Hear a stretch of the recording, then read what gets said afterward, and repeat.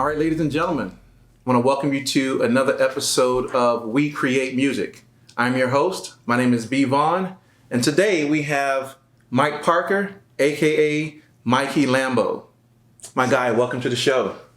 Appreciate it, man. Absolutely. Absolute pleasure being here. Absolutely. Just for some background, I know most people don't know how we kind of met. It was a A3C social that we met when I traveled down here. A couple years back, right? Yeah. That's right. And so we kept in touch, and this has been great, man. Yeah, so absolutely welcome to the show. We're just going to dive right into the whole thing. So let's talk about the beginnings as far as how you started in music. So to go way back, my mother actually owned an artist management company. She ran one back in the day. So when I was like a toddler, I was always in the studio with her, you know. I was witnessing it. You know, I got pictures of her artists. I was on stage with them. They were bringing me up and all that good stuff. But that must have been fun. I don't really remember too much. to be honest with you, I don't. But she said I was in there pressing buttons and stuff. So I guess I was having fun. But you know, as time went on, eventually I started writing poetry. That was like my first real dealing with like the craft. Eventually that evolved into playing instruments. I tried piano, tried guitar, didn't work, and then I found the violin. Played violin for about 14 years. Wow. Yeah, it was fun. I stuck with it, consistent. I was writing my own pieces for a little bit. But eventually stopped writing poetry, and then just got into pure rapping. Just pure rap. And that seems to be I'll say an odd switch. Yeah. From playing the violin, writing poetry. Well, poetry and rapping kind of a little bit hand in hand. Kind of go hand in hand. Rhythm and poetry, you know. Right. Rhythm, that's right. Yeah. But I was with rapping for a very long time. I was doing that thing. So when I was in my college years, I was pretty much just a rapper. I wasn't mixing. I wasn't producing. Oh, let me rewind. When I was in middle school, you know, so probably about 13, 14, my mom had a friend. He gave me a copy of Fruity Loops. It was like Fruity Loops 4, old version. And I was actually dabbling in that. Right. Lost the computer, lost the files, lost everything. And then production found me again. Nice. But my college years, I was rapping, and I had an engineer, artist, producer friend. His name was Gross. And he and I were like right hand, left hand man. We were working all the time. Eventually he moved. And so when he moved, I realized, I was like, man, I can't really make music. I was like, all I can do is rap. And so it was very inspirational, to say the least. So I picked up mixing, because I had my own recording equipment at the time. So I learned to just, download beats and mix my voice. From there, that evolved into production, and now here I am, just Multi-talented, yeah. Absolutely. Wow, that is a lot of experience in dealing with the different things that you've been doing. And so the question is, how do you tie what you've done in the beginning into what you do today? So I guess because poetry, like I'm really getting back to the essence of poetry, just like self-expression, taking something that you've seen, you've experienced, and formulating that into words, but now musically. Through my experiences with the different instruments, I know how they feel. I look at how different people express themselves using the same instruments and orchestration techniques and things like that. And it's all just coming together with the music. So you tie all those elements into your craft, right? So kind of like when you think about music making philosophy, so all of these things tie in to help create the masterpieces that you create. Yeah. Wow. Yeah. Everything, every experience, everything. That's good. Yeah. Now, when you really think about it, thinking about how people can take all the things that they've done in the past to kind of set themselves up for success in the future. We really don't know sometimes how the things that we started doing in the past, right? Because I was a singer back in the day. I don't sing today. Not anymore? But I understand now how that helps me as a producer also in approaching crafting music and even working with artists, because I was trying to do that back in the day. Yeah. Right. So now having that type of experience helps you in that capacity as well. 100%. 100%. Wow. So what inspires you? Life. Just life itself. Like to go through life and see somebody working hard, working diligently, to see how people respond to me working hard and working diligently. Like when I release a song, I've actually released songs that I've made and forgotten about just because, making a lot over the course of years. and people give me feedback. It's like, man, this like really touched me, or like this changed my life, or like I listen to this every day. And that's like deep. That's deep. It's just because, you know, it's just interesting to see how everybody responds differently to different music, and it keeps me going. Yeah. It really keeps me going. Yeah, I mean, you think about music has some type of connection with people, the way, whether it's the music itself or it's the words that have been written, or how the words are sung, or how the words are rapped. The tempos, everything kind of sets a mood. And even when you think about it, you can even think about when you hear a certain song, where you were at a certain time, or how it made you feel. Like today, there are certain songs that I kind of not listen to, because as soon as I hear it, I think about my mom when my mom passed. And it's like, oh man, I can't listen to some of these songs today because I know that it brings up some of those types of memories. And it's not a bad thing.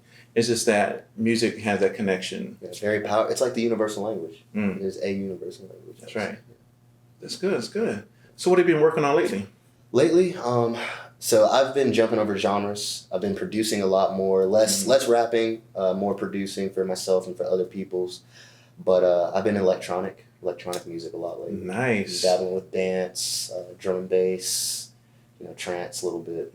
Collaborations have also been a thing. Just now that I feel like I've reached a point in my production where I have my own style, my own workflow, you know, I'm working with other producers as well. So you gonna do some festivals? I would love to. That's right. Short-term goal, I want to be on stage at Imagine 2020. I'm not even gonna lie. Really? Yeah, Imagine Festival 2020. I think it's feasible. It is feasible. Yeah. If you put your mind to it and say, hey, this is the goal, it is feasible.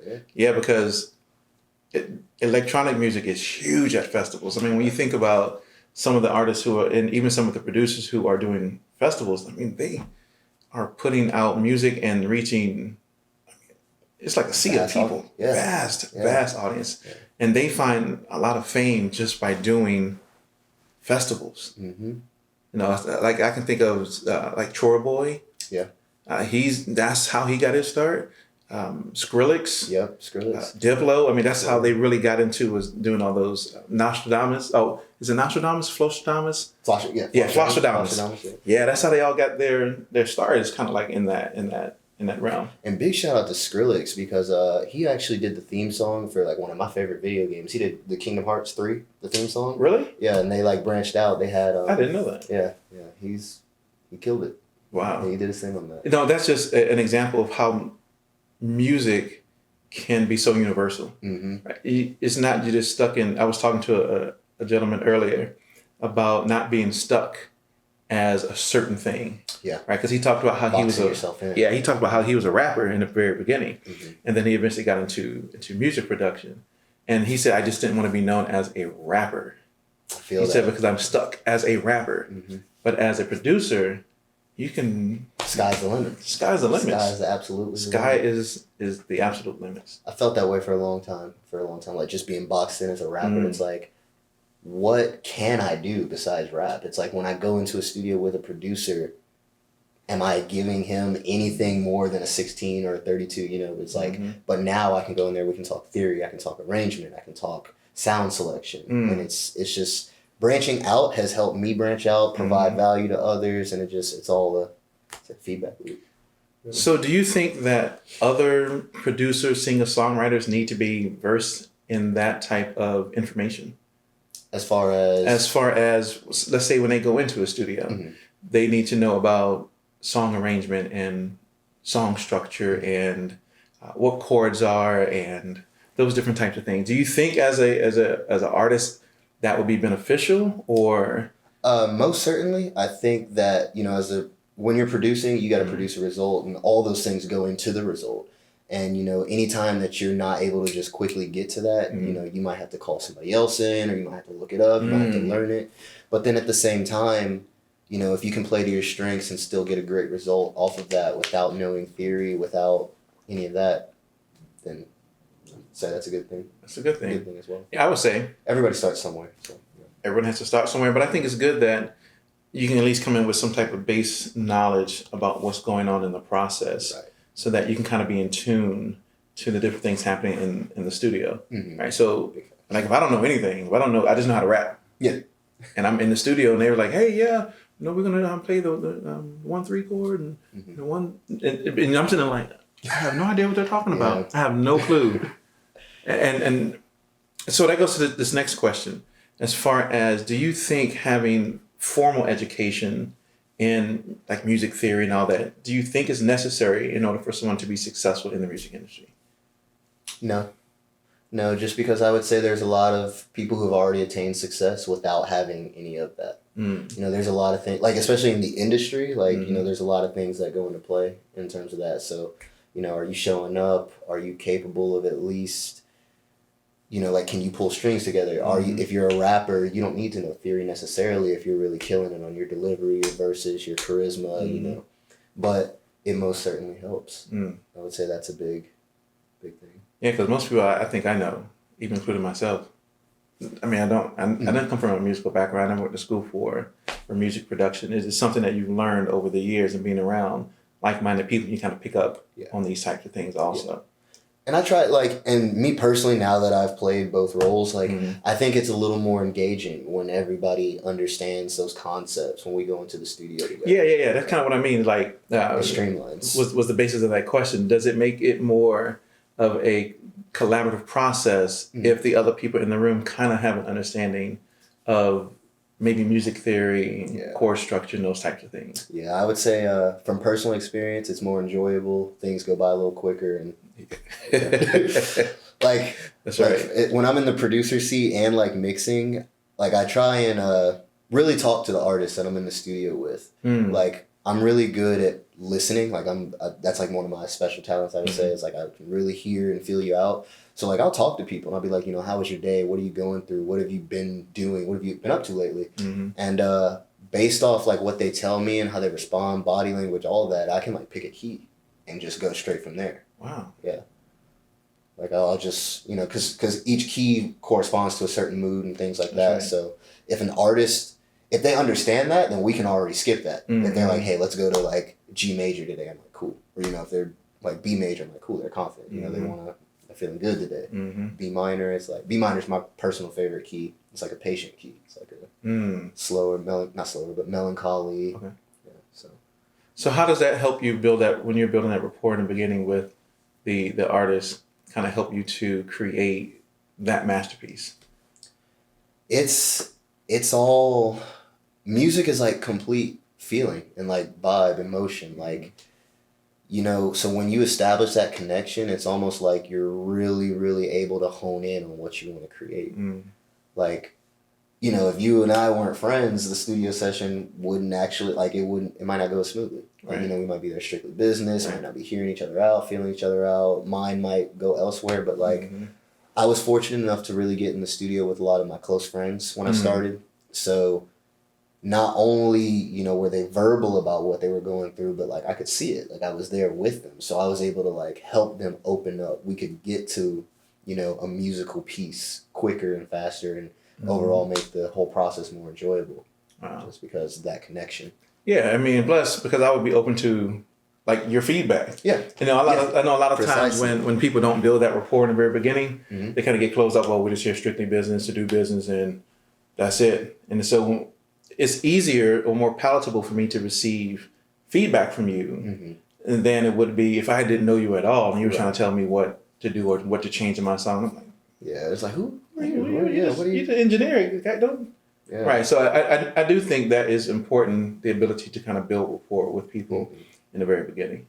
And then being in the artist seat as well, like I've already dealt with everything that comes with being an artist, which is like being really close to your work, scrutinizing it and then showing it to people, not knowing what they're going to think. Like I understand all that. So I can approach that a little differently when I'm working with people. Yeah, absolutely. So, I think that applies to musicians, producers, because sometimes I know when you make a song and you let somebody hear it, you're kind of like, oh, man, I hope they like what this. I like it, but I hope they like it. But then I've learned that it doesn't really matter if they like it or not. It's like, do I like it?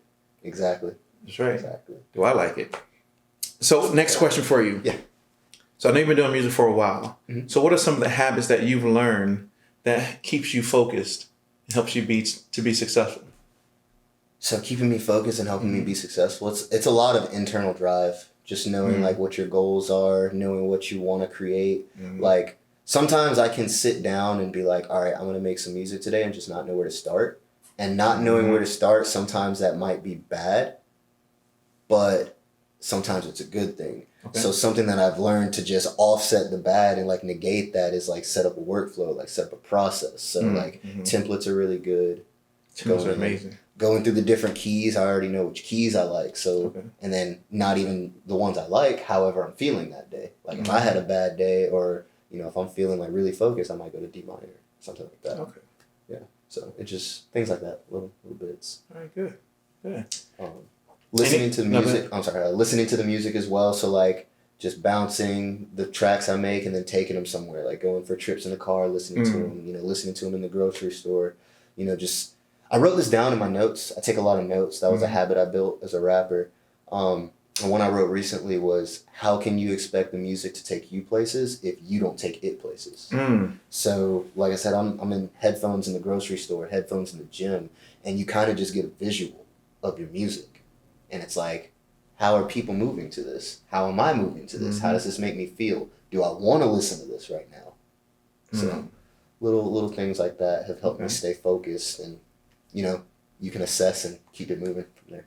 That's nice. That's nice. So really taking your music everywhere so that you can really identify how that music makes you feel and the type of environment you may find yourself in while listening to that song. Yeah. I think that's a good habit, right? Even writing things down. Well, I know most people don't even write. Yeah, note taking's big. Write things down. I mean, you got, you know, on your smartphone, you could just do verbal notes. Yeah, and I don't even think people really use smartphones in that type of capacity to do that. So I think that's a good habit. Yeah. So for you, what type of barriers exist for you that you need to really kind of deal with that would take you to the next level? On pretty much every forefront, I would just say exposure right now. Like it's been one of those things where kind of like you said, you know, you show somebody something and you're like, oh, how will they respond to it? But just going through it and like getting more of a grasp and an understanding and honing my own style. And eventually to the point where it's like, I like it. You know, if I'm even going to show you, I like it. And I'm confident and I'm cool and I'm good with that. I think it's just more people need to hear it at this point. So I'm just working on ways to get the music heard. Okay. Different avenues. So what avenues have you looked at or? Collaborations have been one. Recently went on to BeatStars. Are you familiar with BeatStars? Yep. Yeah. I'm on BeatStars, selling beats now, licensing beats. Trying to work with different podcasts, you know, maybe get music to them. I like to work with streamers, people who stream video games on Twitch. That's a big... That's good. Yeah. Because a lot of people stream games on Twitch. And they can have that kind of background music while they playing their Destiny or whatever the game may be. And they can kind of have that as a theme song. You can, like, I kind of produced that for that person. And then even the people who don't necessarily stream, but they might make content for, say, YouTube, I like to get them like custom production, like something that's just theirs. See, that's thinking outside the box, because I know most producers would be like, oh man, let me find the artist to work with and let me find the big artist to work with, and then that's how I'm going to make it. But you're looking at different avenues to take, and I don't know if most people are thinking about those types of mediums to use to get their music out there.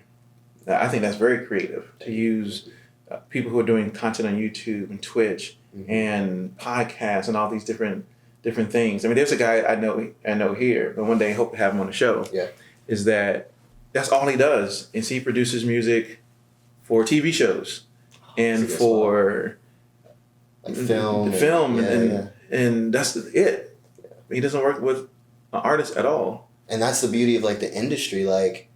See, and that's the thing that I was, you know, kind of going towards when you asked that question earlier. Like, if you're gonna produce for film, like, you know, maybe a score, you might need to know theory, and that's part of like the music industry. But if you're working with a rapper, you might not need it. You might just need to know how to make a beat, let their engineer mix everything, and you just keep it moving. So, various happenings in the industry, various levels of expertise, I would say. That's good. So what are some of the things that you've learned over the years that you think other people would need to know in order to help them out? From the engineer standpoint, the producer standpoint, the rapper standpoint, it could be all I got gems for everybody. Yeah, it could be artists, because the people who will watch the show will be artists, producers, engineers, A&Rs, attorneys, everyone.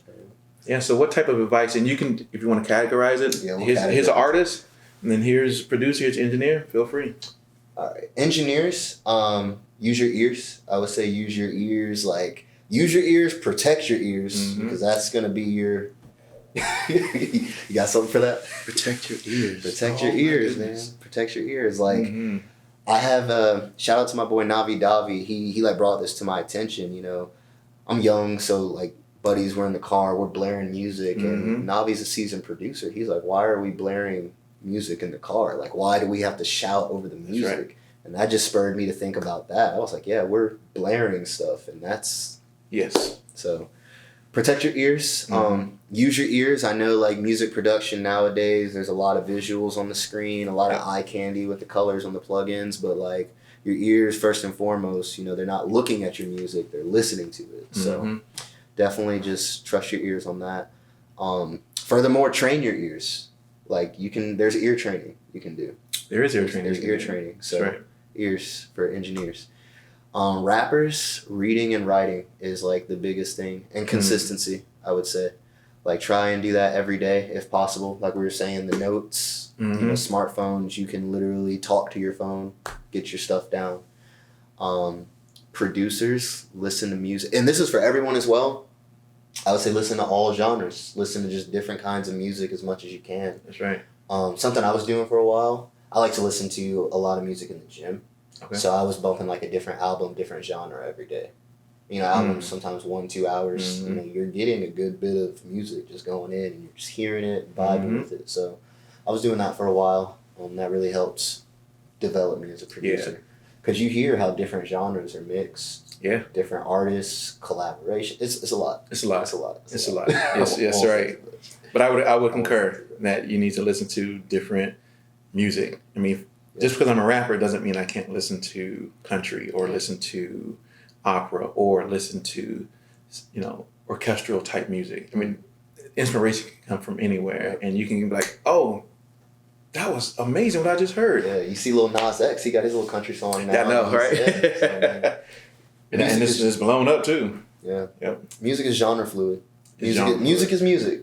Music is music. But we're the ones who want to categorize it and subcategorize it and to say, oh, this is where it fits into this and into this. But music is music. Yeah. No matter how you look at it. Yep. So what's next for you? Right now, I'm kind of laying low. I'm like off social media for a little bit, and I'm really going in on my electronic music. I have a lot of beats. My first year, I've only been producing it'll be 2 years in October. Okay.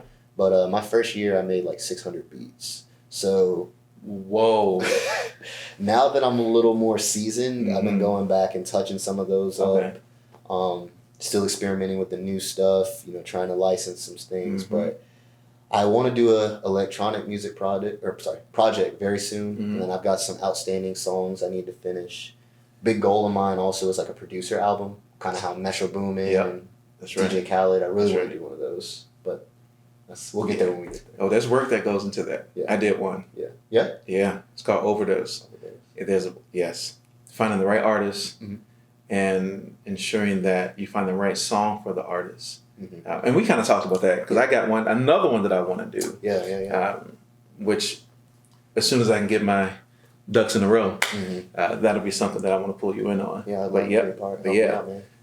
doing producer albums, it does take a lot of work versus me just doing like a solo album where it's just me by myself. Yeah. Right. I kind of know what I want, but I know that when I was doing my producer album, I went through tons of artists, just trying to find tons of artists. Yeah. And I would send music out to the same song. You do this one, and they would send it like, I don't know. But that was great. So let's go ahead and do that. Yeah. But yeah, so even in that sense, there are many different things that you can do that helps you, whether it's your own producer album, instrumental albums, different things like that you can still utilize, even for yourself to gain exposure as well. Yeah. Like I said, most people just focused on, let me work with Kanye or Jay-Z or J. Cole, and I would have made it. Shooting for it. Yeah, and it's like there's so many different things you can do that can help take you to that level, because you never know who's watching. To go, many people are on YouTube all day. Wow, oh look at that. Yeah, and you never know. Never know. And that, I would say, in my producer career thus far, that's been one of the most fulfilling, eye-opening, genuine experiences, is just working with another artist, like picking one or two and then like really getting in there with them. Yeah. Because you just get to learn the process, you learn the person's process, y'all are honing in on the sound, workflow, everything. Just raw experience. That's right. Yeah, I heard Zaytoven kind of say the same thing. Because that's how he essentially got his start, as he was working with Gucci Mane. Yeah. And they kind of built that solid relationship with one another. And so whenever I hear him speak, he's always talking about find the one artist, work with that one artist, build with that one artist, make hits with that one artist. But today you got people who want to, I need 10 placements, I need 10 different artists. It's like, you know, and it is, you got people that are right there that want to do the work, but because they're not Kanye status or even below Kanye status, whatever that will be, is they don't want to, and they got people right there in their circle that are looking to do some amazing things. And I will say this as well, it's also been a very, very good experience for me in leveling up as well, because I'll sit down with an artist sometimes and they'll want something and then I'm like, dang, I can't do it. But then that shows me what I need to go learn and do and where I need to improve, so I can bring that back and just keep everything moving. That's right. Like, that was big for a while. That's right. That's big. So where can people find you? I'm on all social medias. I'm on like a little bit of a hiatus right now, but it's SoundCloud, Mikey Lambo, Twitter and Instagram. It's Mikey Lambo. Spotify, Apple Music. You just type in Mikey Lambo. Low key, I actually have some hidden gems on SoundCloud and on the streaming services under my real name, Mike Parker. You can look those up as well. Absolutely. I might do a little something with the two different artist things, but we'll see. We'll see what happens. Mike, for you? Yeah. Like Mike Parker versus Mikey Lambo? Yeah. Hey, there's no telling. Sky's the limit. Sky's the limit. The absolute limit. That's so right. I don't know. Well, I appreciate you being on the show, man. Yeah. It's been a wonderful time just chatting with you and getting to know you and just getting to know your experience and sharing your expertise and insight with the We Create audience. Appreciate it, man. Absolutely. Thank you, brother. Yeah. It's been a pleasure. Likewise. Absolutely.